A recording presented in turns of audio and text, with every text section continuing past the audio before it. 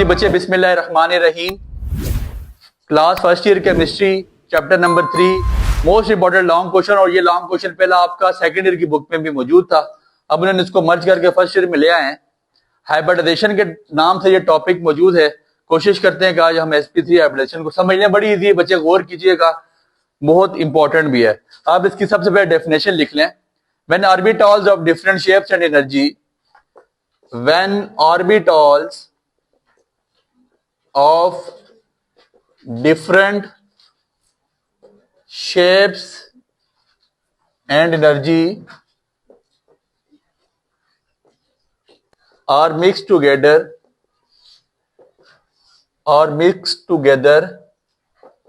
to form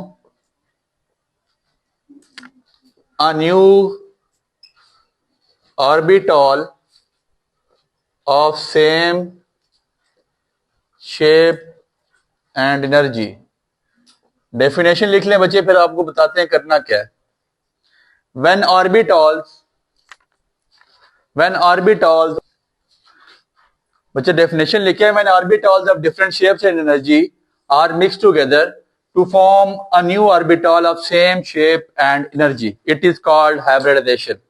बच्चे गौर कीजिएगा होता क्या है। आपने देखा आपके पास ऑर्बिटल मौजूद है sp-df। s ऑर्बिटल की शेप और p ऑर्बिटल की शेप, s की हमारे पास राउंड शेप है, p हमारे पास डंबल शेप का होता है। ठीक है, जब आपस में ये मिलते हैं, ऑर्बिटल मुख्तलिफ शेप्स और मुख्तलिफ एनर्जी के होते हैं। जब दो ऑर्बिटल या when orbitals of different shapes energy, जब उनकी शेप भी मुख्तलिफ होती है और एनर्जी भी मुख्तलिफ है, आपस में मिल जाएं और एक सेम शेप और सेम एनर्जी का एक नया ऑर्बिटल बना दें, उसको हम हाइब्रिडाइजेशन का नाम दे देते हैं। ठीक है, अब बेसिकली होगा क्या, सबसे पहले हेडिंग दे दें sp3 hybridization. sp3 hybridization, sp3 hybridization, sp3 hybridization. Most important long question बच्चे गौर कीजिएगा। sp3 हाइब्रिडाइजेशन डेफिनेशन लिख लें। मिक्सिंग ऑफ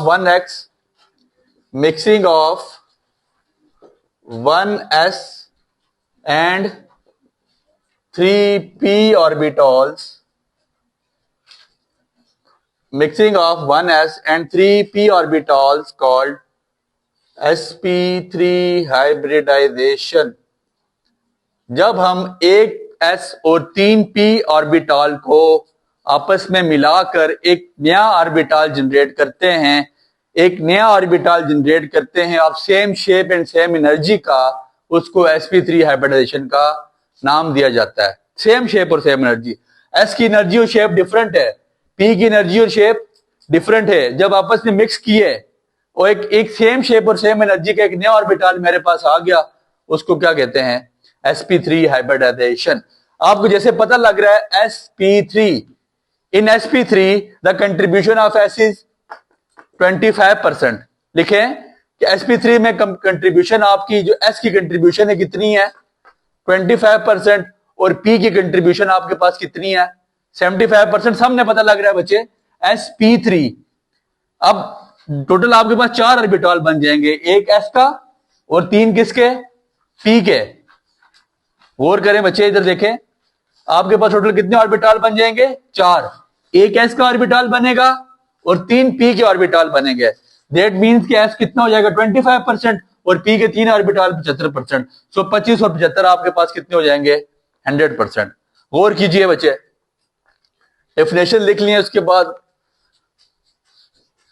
आपको बताते हैं कि s की शेप क्या है बच्चे। आपके पास ये राउंड शेप या सर्कल शेप आप कह सकते हैं, ये s ऑर्बिटल ऐसा होता है। ठीक है, ये आपके पास किसकी शेप है, s ऑर्बिटल की। डंबल शेप में आपके पास क्या पाया जाता है, p ऑर्बिटल। s की शेप राउंड है और डंबल शेप में आपके पास क्या पाया जाता है, p orbital. Mixing of s, इधर सुनिएगा, mixing of s and p orbital called sp3 hybridization. अभी मतलब इसके 3 ऑर्बिटल होंगे। तो बेसिकली जब एक नई शेप बन जाती है, नई शेप इस तरह की होगी बच्चे, ये आपके पास यहां पे ऐसा आ जाएगा, it is called hybridize orbital, hybridize. अच्छा बच्चे ये देखें, आपके पास एग्जांपल है मीथेन की CH4। मीथेन का स्ट्रक्चर हमने लिख लिया, ये आपके पास CH4। ठीक है, सबसे पहले हम इसकी ग्राउंड स्टेट की इलेक्ट्रॉनिक कन्फिग्रेशन करने जा रहे हैं। जरा गौर कीजिएगा बच्चे, इलेक्ट्रॉनिक कन्फिग्रेशन क्या होगी? 1s2 कार्बन की इलेक्ट्रॉनिक कन्फिग्रेशन की जा रही है बच्चे, 1s2 2s2 and 2p2।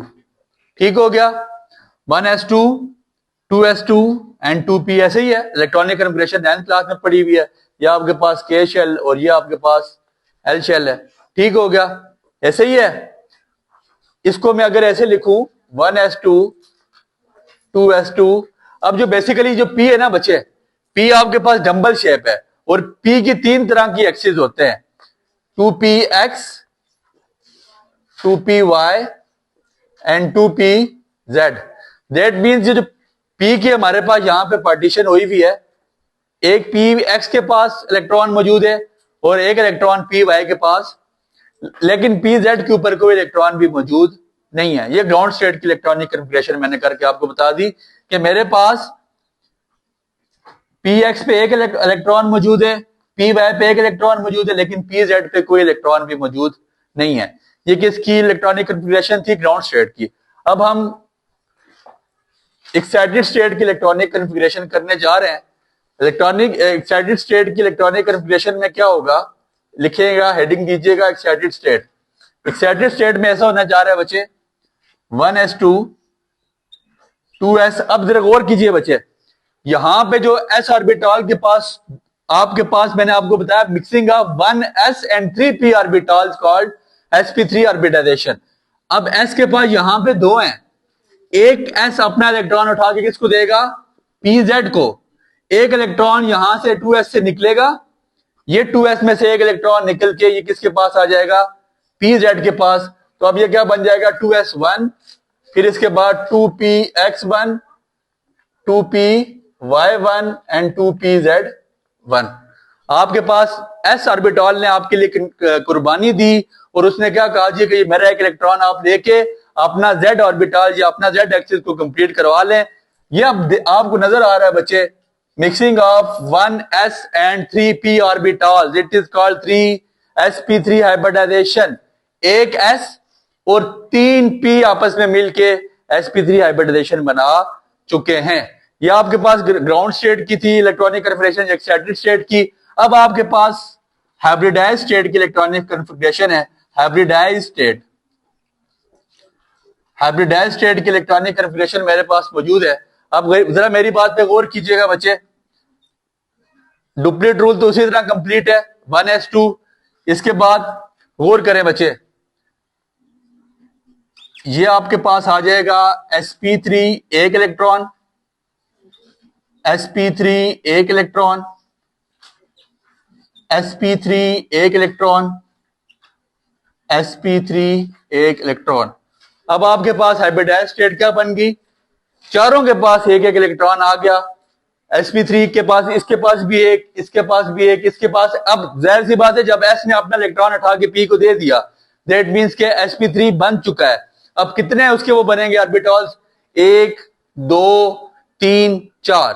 It is called sp3 hybridization. ठीक है, अब कितने उसने बना दिए? 4, sp3 हाइब्रिडाइजेशन। इसका स्क्रीनशॉट आप ले सकते हैं। सबसे पहले एक ग्राउंड स्टेट बनाएं, फिर एक्साइटेड स्टेट बनाएं एंड देन उसके बाद हाइब्रिडाइज स्टेट को बना लें। अब आपको बताया जाता है, आपकी जब अनहाइब्रिडाइज स्टेट्स होती है ना, अनहाइब्रिडाइज स्टेट की शेप्स कैसी होती हैं? जरा गौर कीजिएगा बच्चे, ये आपके पास एस है, मेरी बात पे गौर करें, लेक्चर वाइंड अप करने लगे हम। ये आपके पास एस है, ये एस की क्या है? X axis. ये आपके पास वाई, ये आपके पास एस का क्या है? Y axis.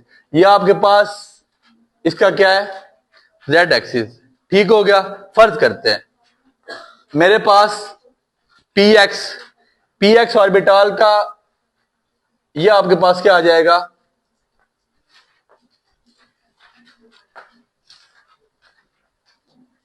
ये आपके पास क्या आ जाएगा बच्चे? P x. आप इसको लिख सकते हैं 2px। ये आपका एक्स एक्सिस है, ये आपकी किसकी शेप है, एस ऑर्बिटल की, ये पी एक्स ऑर्बिटल की, अभी अनहाइब्रिडाइज्ड है, अभी हाइब्रिडाइज्ड नहीं हुए। ये अब आपके पास